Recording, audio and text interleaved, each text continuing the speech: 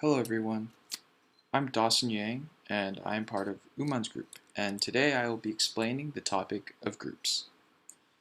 So, groups are a very wide topic and they have many subtopics within them. I will first start by explaining the different basic parts of groups. So, groups are a set of numbers or objects that are combined with another set of numbers or objects, and a function is applied to this combination. An example of this is if you're given a variable a and a variable b, and you just decided to add them together. You would come up with a resulting variable of r that is unknown, but it's a new value. Now that I've explained the basics of groups, I would like to move on to a multiplication chart. Why would I move on to a multiplication chart? Well, it explains the basics of group theory and Cayley tables. So, group theory is the study of groups, and under this umbrella is Cayley tables. Cayley tables follow the basics of an idea of groups, and in a multiplication table that you learned in elementary school, this principle is very, very easily seen. So basically, on the left side of the table you have one element, and on the top of the table you have another element. You're multiplying these two elements together to receive a bunch of new values. And this is the basics of a multiplication table. In high school, you also learn about matrices.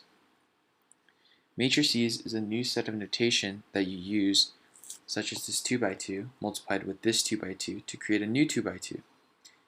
You're given two sets of numbers, and you're just multiplying them together to receive a new set of numbers. Very similar to the idea of groups. Next, I will show you a Sudoku puzzle. Why is that? Well, Sudoku puzzles are very similar to finding out the different values in Cayley tables. Cayley tables don't always give you the values, and sometimes they're unknown. You need to figure them out yourself. So, in Cayley tables, each element may only be expressed once in each row, each column, and each diagonal line. This is very similar to the strategy and ideas of Sudoku.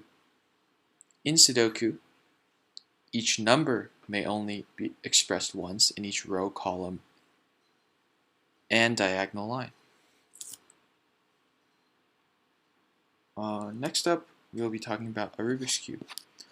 I found it really interesting because I've never actually solved a Rubik's Cube, but I thought that it was just a certain type of combination that you needed to use to figure out the solution to the Rubik's Cube.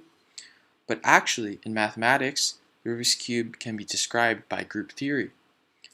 All the different transformations and configurations of the cube form a subgroup, and this is due to the different horizontal and vertical rotations of the Rubik's Cube.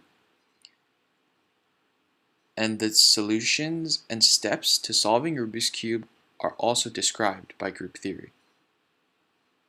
Thank you so much for listening to my presentation on groups. Bye bye.